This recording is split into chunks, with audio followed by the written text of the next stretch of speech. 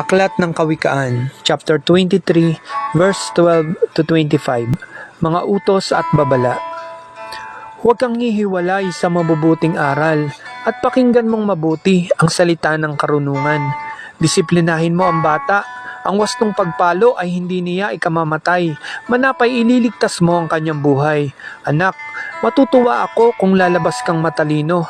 Makadarama ako ng pagmamalaki kung ang mga salita mo ay may karunungan. Huwag kang maiinggit sa mga makasalanan. Bagkus igalang mo si Yahweh habang ikaw ay nabubuhay. Kung magkagayon ay gaganda ang iyong kinabukasan. Anak, maging matalino ka at pag-isipan mong mabuti ang iyong buhay.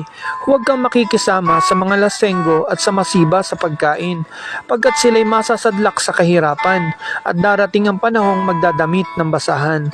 Pakinggan mo ang iyong ama na pinagkakautangan mo ng buhay at huwag hahamakin ang iyong ina sa kanyang katandaan. Hanapin mo ang katotohanan, kaalaman at unawa. Pahalagan mo ang mga ito at huwag pababayaang mawala. Ang ama ng taong matuwid ay tigib ng kagalakan. Ipinagmamalaki ng ama ang anak na matalino.